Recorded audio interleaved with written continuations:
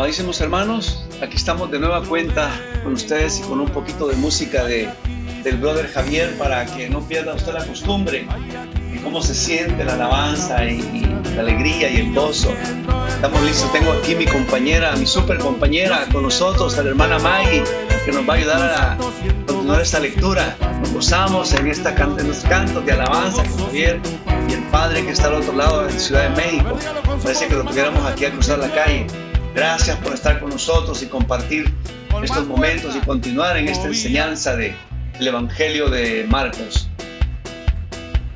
Verdaderamente es para mí de gran alegría poder compartir las lecturas, que lo haré con mucho gusto y con mucho amor a través de la disponibilidad del Padre Armando, que me estará dando indicaciones. Bienvenido, Padre Armando. Muchas gracias, Maggie. Entonces, vamos a retomar nuestro trabajo. Estábamos viendo en el módulo pasado la trama del Evangelio según Marcos y decíamos que esa trama contenía una presentación de Jesús que sirve de prólogo y al final un apéndice que sirve de epílogo. Y en medio de ese marco hay 6 unidades narrativas que me interesaría que nos la leyera Maggie. Claro que sí. Primera narración. Jesús anuncia el reinado de Dios, provoca admiración y surge el conflicto. Segunda, Jesús hace discípulos y revela el reinado de Dios con palabras y acciones. Tercero, Jesús envía a sus discípulos. Se le revela, pero crece la incomprensión. Cuarto, Jesús camina hacia Jerusalén e instruye a sus discípulos sobre su pasión y resurrección. Quinto, Jesús actúa en Jerusalén y se confronta con los dirigentes. Sexto, Jesús afronta su pasión, muere y resucita. Bien, y viene después el epílogo canónico. Esa sería la trama del Evangelio de Marcos y como ven ustedes, en esa trama, ustedes ven que en cada unidad narrativa Jesús como protagonista es el que encabeza todo. Jesús anuncia, Jesús hace, Jesús envía, Jesús camina, Jesús actúa, Jesús afronta. Siempre Jesús es el protagonista principal de la trama del relato. Vamos entonces ahora a entrar en un nuevo tema que es precisamente ver a Jesús, a ese protagonista principal. Analizar cómo lo presenta Marcos dentro de la trama narrativa. Entonces, Jesús, personaje principal. Introducción, Maggie. En todos los evangelios, Jesús es el protagonista. Desempeña un papel activo en la trama y se sitúa en primer plano. El narrador del Evangelio de San Marcos sitúa a Jesús como la figura central de su relato. Todos los personajes de Marcos están calificados por la relación que tienen con Jesús, el personaje principal. Eso, entonces, ¿quién es el personaje principal? Es Jesús. ¿Y por qué? Porque Él hace todo en esa trama y entre todo lo que hace es que define la identidad de cada uno de los personajes. Hay que tener muy presente que los personajes siempre están calificados por la relación que tienen con Jesús. Va a haber adversarios, pero de Jesús, y va a haber también aliados de Jesús, que serán sus discípulos. Y entonces vamos a ver cómo hace el evangelista para construir el personaje Jesús. Vamos a ver también que esta construcción del personaje Jesús la va a realizar de distintas maneras.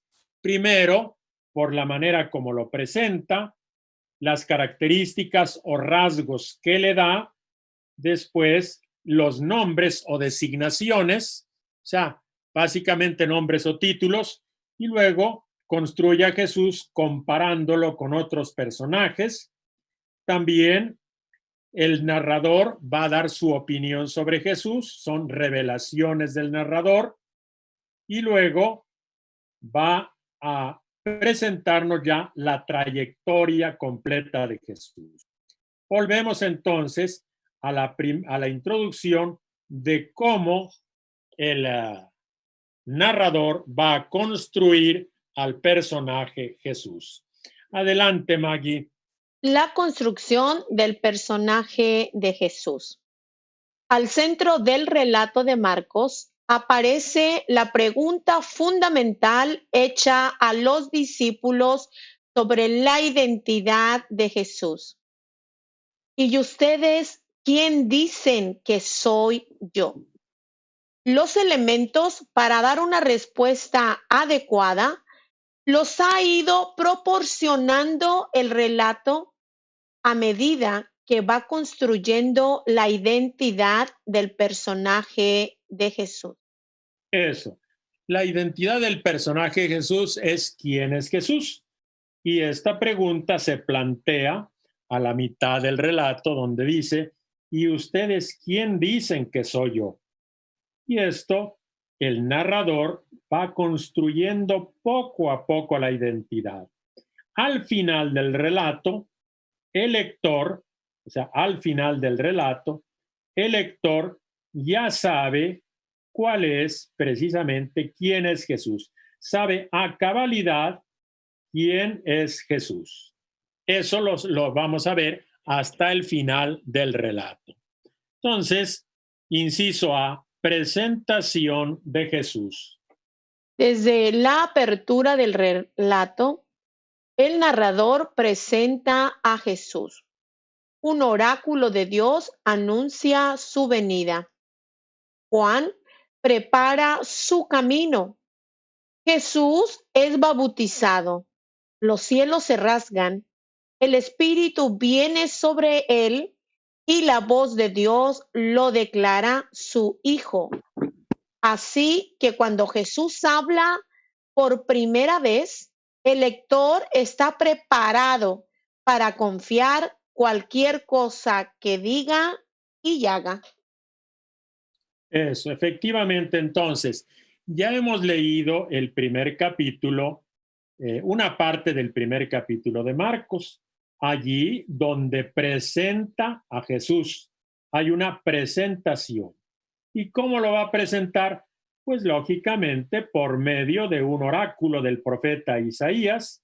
Nos va a decir que va a llegar Juan a preparar su camino, después Jesús es bautizado, allí desde los cielos viene el Espíritu y Dios lo declara Hijo de Dios. Nosotros desde el inicio ya tenemos al personaje bien presentado, bien caracterizado, con los rasgos fundamentales.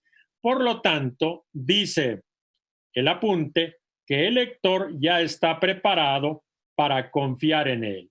Si Jesús es el Hijo de Dios, todo lo que haga tiene que ver con Dios. Si Jesús es el Hijo de Dios, los que se le oponen se están oponiendo a Dios.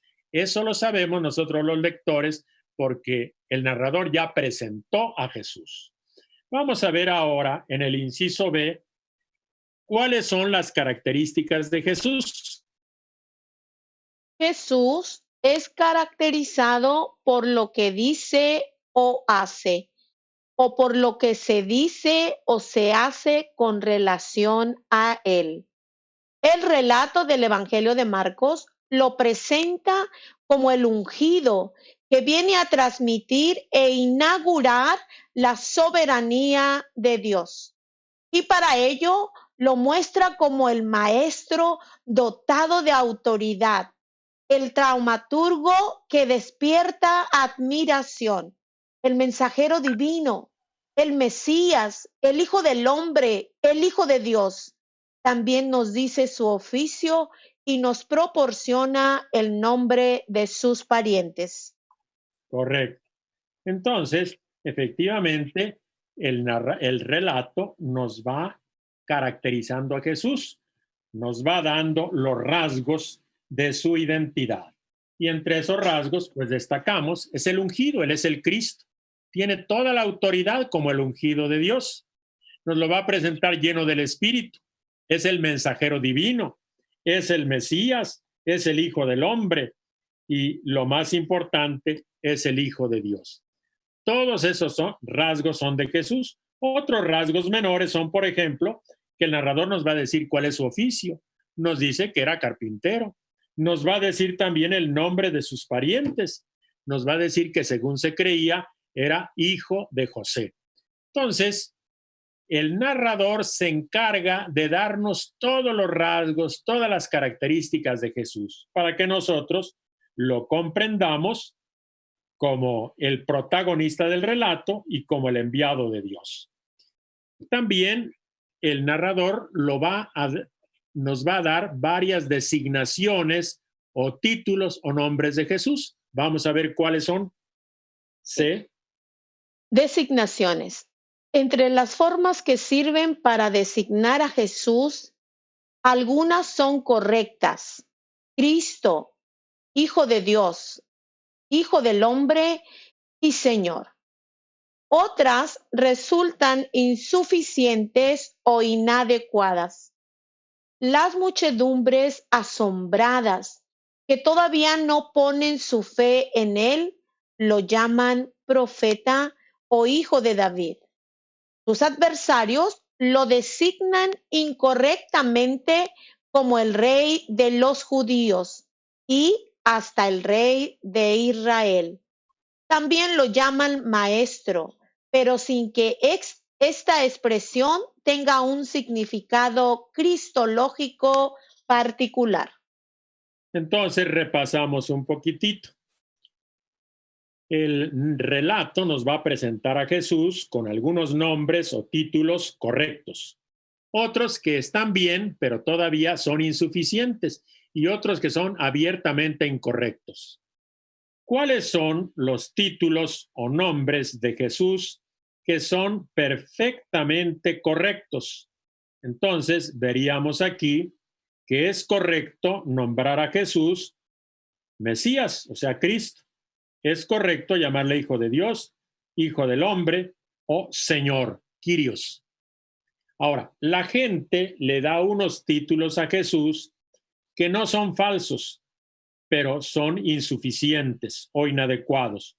Por ejemplo, cuando Jesús le pregunta a los discípulos, ¿quién dice la gente que soy yo? Y los discípulos le dicen, pues unos dicen que eres el profeta. Y sin duda Jesús es un profeta, pero es algo más que profeta. Otra gente también lo va a aclamar cuando entra a Jerusalén como hijo de David. Y sin duda Jesús es hijo de David, pero es algo más que hijo de David. Si David lo llama Señor, ¿cómo puede ser hijo suyo? No es cualquier hijo de David. Entonces, tiene descendencia de David, sí es descendiente de David, pero es algo más que eso. Entonces, unas designaciones insuficientes. Y hay otras designaciones prácticamente que son incorrectas y son las que le dan los adversarios. Pilato le va a decir, ¿eres tú el rey de los judíos o eres el rey de Israel? Y eso pues sería un título nacionalista que Jesús y el evangelista no aceptan. Entonces, son designaciones, unas buenas, otras muy malas y otras ni buenas ni malas.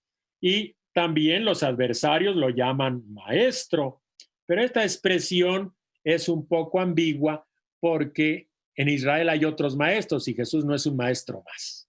Bien, vamos a ver ahora que a Jesús también se los presenta comparándolo con otros personajes. ¿Cuáles son esos personajes con los que Jesús es comparado? Adelante. Comparaciones. Marcos orienta al auditorio sobre la identidad de Jesús comparándolo con otros personajes. El narrador muestra la superioridad de Jesús sin denigrar ni atacar a los otros personajes de los que Jesús habla bien, como Juan el Bautista, alguno de los profetas, Elías o el mismo Moisés. Algo que deja muy en claro es que Jesús es más que David. Así es. Entonces, el narrador o el relato nos cuida mucho de presentarnos a Jesús como superior a cualquier otro personaje que se presente. Pero eso no significa que menosprecie o denigre a los otros personajes. O sea, Jesús es superior a ellos, pero no los menosprecia. Indudablemente, un personaje con el que se le compara es Juan el Bautista, o también se le compara con los otros profetas, algo que sin duda es cierto. Jesús es más que esos personajes, pero esos personajes no son personajes despreciables. Se le compara con Elías, pero Elías no es despreciable. Se le compara con Moisés, pero Moisés no es despreciable. Algo que sí tiene una nota un poco particular, que Jesús es más que David. No se desprecia a David, pero Jesús es claramente, aquí hay alguien más que David. Si David lo llama Señor, ¿cómo puede ser hijo suyo? Entonces, de esta manera, comparando a Jesús con otros personajes, entendemos quién es Jesús. Hacemos un resumencito con sus títulos, nombres o designaciones. ¿Cuáles son esas designaciones, Maggie? Jesús, Jesús Nazareno, Cristo, Hijo de David, Hijo de Dios, Hijo del hombre y Señor. Muy bien, son las designaciones que da en el Evangelio de Marcos y no hay más. Esos títulos son del Evangelio de Marcos. Nosotros conocemos muchos otros títulos de Jesús, pero Marcos solamente da estos. En el Apocalipsis hay más de 20 títulos de Jesús, pero en Marcos nada más estos. Ahora, Marcos también compara a Jesús con otros personajes. ¿Cuáles serían? Juan Bautista, uno de los profetas, Moisés, Elías y David. Muy bien. Vamos a ver entonces que esas son las comparaciones y nos ayuda a construir la identidad de Jesús. Otra manera de presentarnos a Jesús, de darnos a conocer su identidad, de presentarlo como digno de confianza, es por medio de unas declaraciones, de unos comentarios que hace el narrador. Inciso E. Revelaciones del narrador.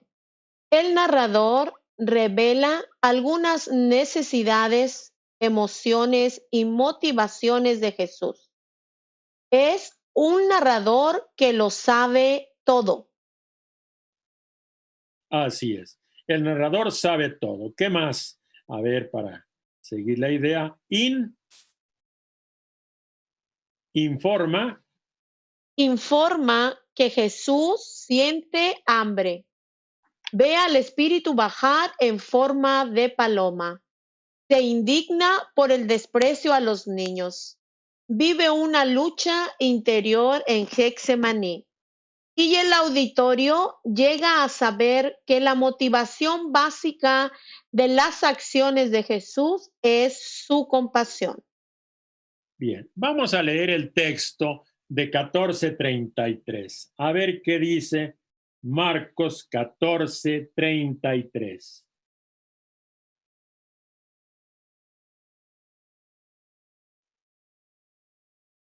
Adelante, Maggie. Tomó consigo a 33. Pedro, a Santiago y a Juan.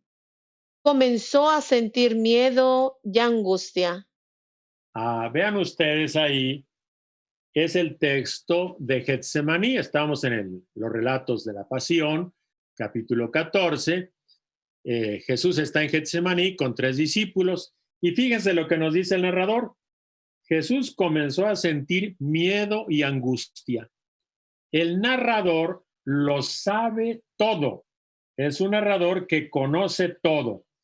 Eso forma parte de una estrategia propia de los relatos, que el narrador es omnisciente y por eso subrayé ahí, lo sabe todo.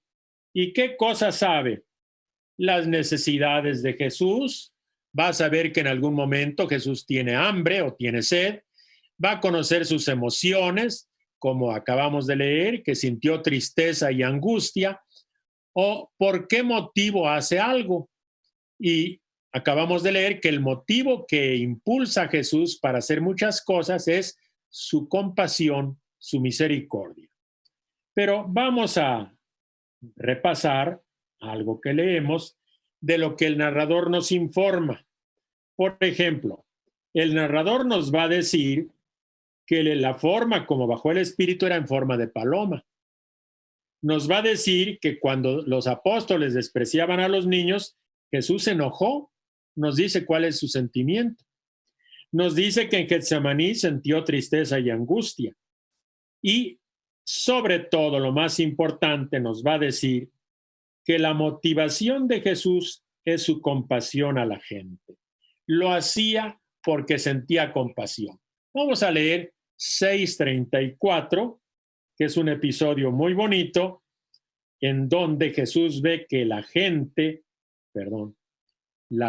lo sigue, y al ver Jesús que esa gente tiene hambre, pues lógicamente va a sentir algo. 6:34. Adelante, Maggie. Ellos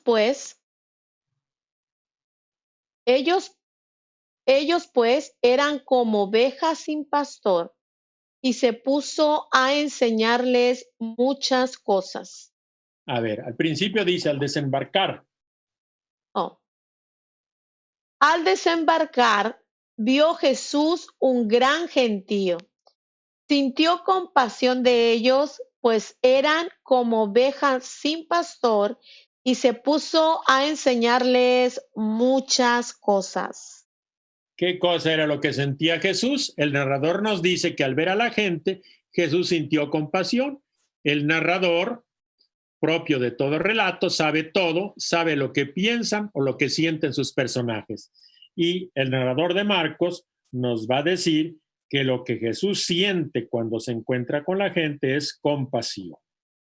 Y así podemos tener una trayectoria completa de Jesús. ¿Cuál es esa trayectoria? Jesús de Nazaret es presentado como el Mesías y el Hijo de Dios. Su llegada la anuncia proféticamente Juan Bautista. Dios mismo lo legitima y revela como su Hijo. Viene para proclamar el reino de Dios. Para ello enseña y actúa con incomparable potestad, cumpliendo así su misión divina. Entró en conflicto mortal con los líderes y murió por todos los hombres. Se sentó a la derecha de Dios y vendrá como juez. Así es. Toda esta es la trayectoria que nos presenta el relato de Marcos. Es el Mesías, el Hijo de Dios, anuncia el reino, fue presentado por Juan, Dios lo presentó como su Hijo, proclamó el reino de Dios, realiza muchísimas enseñanzas, predica, pero también actúa, realiza muchos signos o milagros. Entre sus enseñanzas hay muchas parábolas, siempre actúa con poder, es capaz de incluso serenar una tempestad. Siempre se ve que está cumpliendo la voluntad de Dios, su misión divina. Y eso lo llevó a entrar en un conflicto mortal con los líderes, y por eso murió por todos. Está a la derecha de Dios y vendrá como juez. Ese es todo el trayecto de Jesús. Como ven, es toda la biografía de Jesús presentada en los rasgos más sobresalientes. Vamos ahora a ver qué acciones y qué palabras hacía Jesús, a detallar sus hechos y sus enseñanzas. Y entonces, Maggie, la introducción. Las acciones y las palabras de Jesús. Un modo como el narrador del Evangelio de Marcos revela la identidad de Jesús es a través de sus hechos y palabras. Eso. Recordemos entonces que en los evangelios y en el de Marcos en particular. Lucas lo acentúa de modo muy claro, pero Marcos también. Jesús no solamente es un maestro que enseña, que echa discursos, que enseña bonito, que predica bonito, no. Sobre todo son sus hechos, son sus acciones, son sus prácticas. Es lo que él hace a favor de la gente. Entonces Jesús hace y dice y hace, las dos cosas sin que se puedan separar. Vamos a ver lo más importante, lo primero, inciso A. Su actuación. Desde el inicio del relato, Jesús se sumerge en un torbellino de actividad. Predica, llama a sus discípulos, enseña, cura, expulsa demonios, entra en controversia. Estas acciones poderosas provocan que todos los sectores de Israel, pueblo, dirigentes, discípulos, parientes y conocidos de Jesús se pregunten y especulen sobre su identidad. Así es. Entonces, ese torbellino de actividades, curiosamente, el Evangelio de Marcos nos presenta sobre todo las acciones de Jesús. Y nos dice, Jesús predicaba, pero no nos dice que predica, solamente en unos pequeños detalles, frases muy cortitas, discursos muy breves. Mateo, por ejemplo, como vimos en nuestro curso pasado, se encarga de reunir las enseñanzas de Jesús en 5 grandes discursos. Nada de eso vamos a encontrar en Marcos. Varias veces nos dice, Jesús enseñaba en sus sinagogas, pero no nos dice que enseñaba. Entonces, predica, enseña, pero esa es acción. Llama a los discípulos, cura, hace muchas curaciones, expulsa demonios, discute mucho con los adversarios. Son todas acciones poderosas. Y todo esto que hace Jesús, pues levanta la pregunta, ¿quién será este? Especulan, ¿será Juan Bautista que resucitó? ¿O será uno de los profetas? Siempre son preguntas que se hacen sobre Jesús. Entonces, en el cuadrito vemos los 4 rasgos de la actuación de Jesús. ¿Cuáles serían? Primero, las curaciones. Segundo, exorcismos. Tercero, controversias. Y cuarto, la enseñanza. Entonces, la actuación de Jesús se realiza principalmente en estas 4 formas, 4 líneas en las que Jesús actúa. Como ven, a favor de los enfermos, a favor de los endemoniados, que expulsa demonios, en contra de los dirigentes, donde entra en controversia, litiga, y a favor de la gente, que enseña. Vamos a ver que esto lo hace Jesús con una majestad muy particular. Inciso B. Jesús investido de autoridad. La actuación de Jesús es soberana.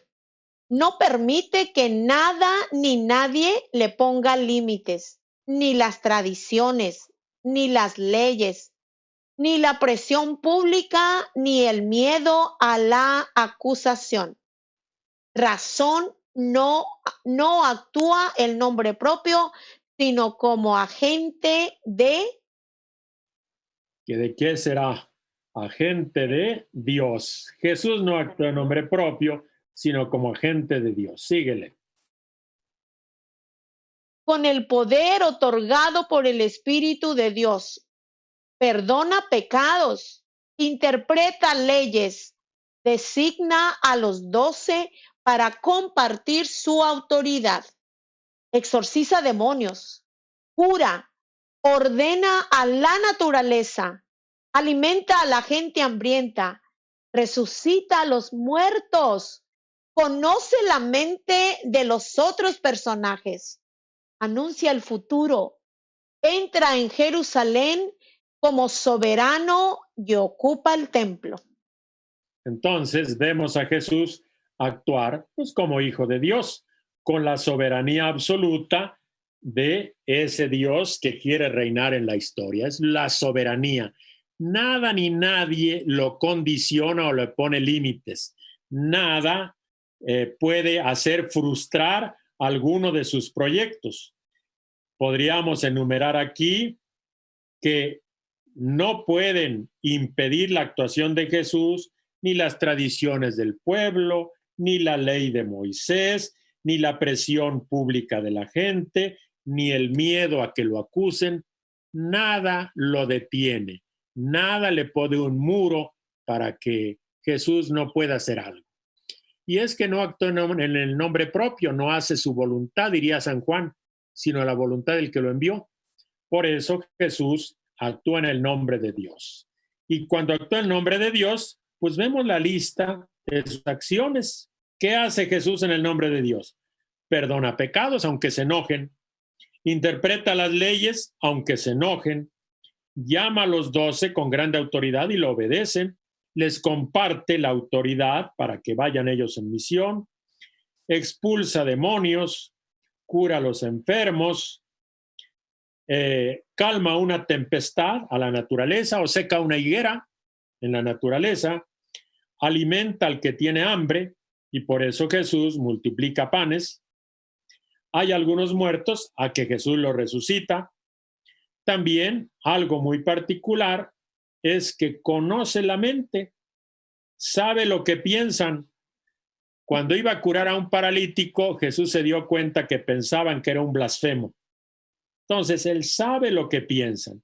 En algunos momentos, Jesús va a anunciar el futuro. Nos va a decir que Jerusalén va a ser rodeada por ejércitos. Y luego lo vamos a ver a Jerusalén, que va Jesús a entrar en Jerusalén como soberano. Pero un soberano montado en un burrito. No va a entrar como un conquistador montado en un caballo, sino como un rey humilde, pero soberano, reconocido por la gente. Vamos a ver ahora unas de sus acciones particulares. Inciso C. Las curaciones. Jesús cura a la suegra de Pedro, a la hemorroísa, al paralítico, limpia leprosos, hace oír a los sordos y hablar a los mudos, y ver a los ciegos.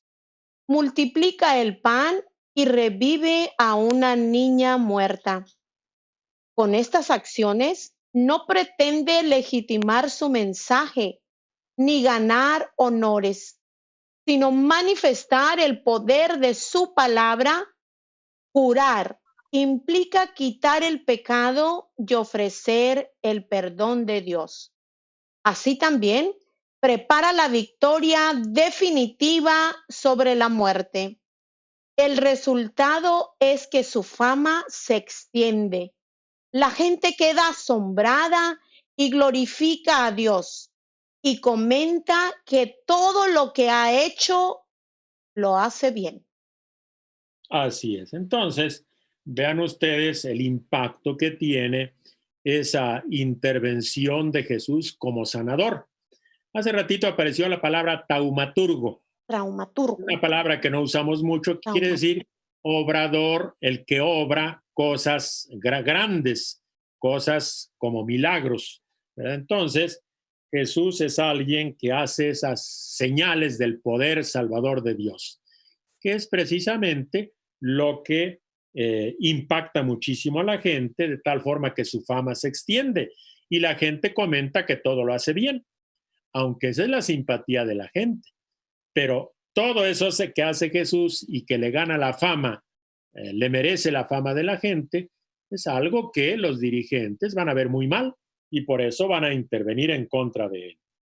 Después de las curaciones vamos a ver los exorcismos. Adelante, Maggie.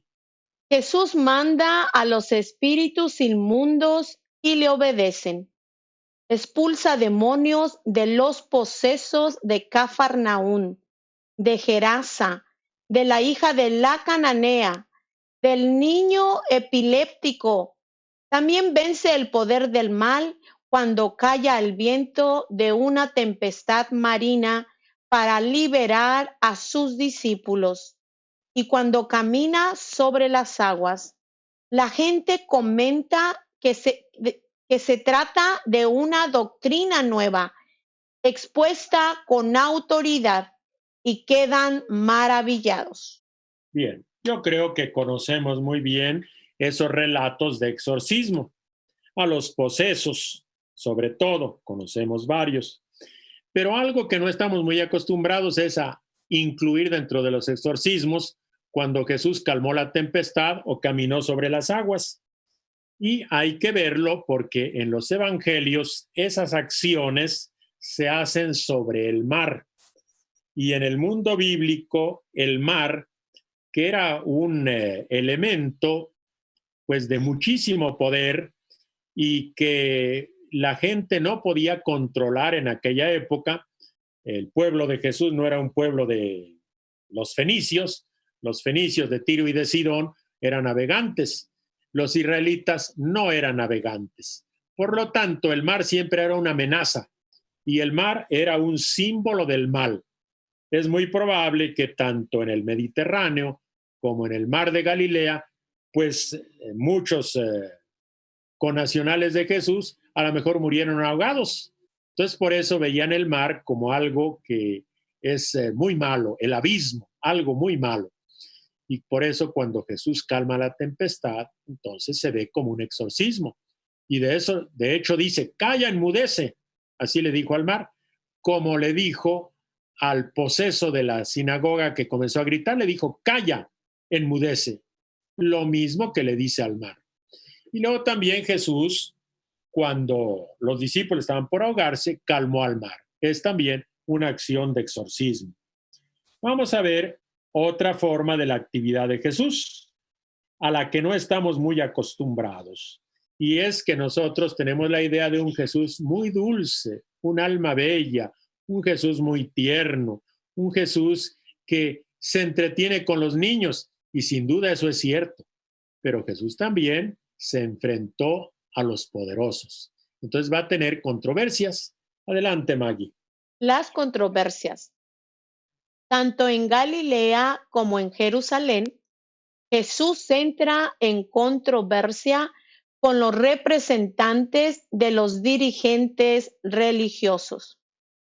Se discute sobre su comportamiento y su autoridad, y a veces sobre la conducta de sus discípulos o sobre lo puro y lo impuro. Se muestra que Jesús no se deja manipular, plantea los problemas desde su perspectiva y en cada episodio saca una enseñanza audaz. El resultado es que la rivalidad con sus adversarios se hace irreconciliable. De hecho, lo van a matar. Es una rivalidad realmente que nunca van a hacer las paces. Los adversarios desde el principio le tomaron la medida, decidieron eliminarlo y lo van a eliminar. Es una rivalidad irreconciliable. Pero Jesús discutió con ellos en Galilea y en Jerusalén, con los dirigentes, los que eran los líderes del pueblo. Y Jesús lo va a hacer lleno de autoridad, que a veces le cuestionan, ¿con qué autoridad haces esto? Y Jesús le responde. O a veces critican el comportamiento de los discípulos y Jesús responde. O dicen que esto es puro o impuro y que no debería hacerlo o que no debe hacerlo en sábado y Jesús les discute. En pocas palabras, nunca se deja manipular, nunca se deja intimidar. Y después de cada discusión, el evangelista Marcos nos presenta que sale una enseñanza muy audaz, la novedad del evangelio. Entonces hemos visto ya cómo Jesús se presenta actuando lleno de autoridad, cómo lo demuestra con curaciones, con exorcismos, con controversias, pero también lo va a hacer con su enseñanza. Adelante, Maggie. La enseñanza. Desde el principio, Jesús se dedica a enseñar a la gente y a sus discípulos. Lo hace en la sinagoga, junto al mar, por las aldeas, en el templo.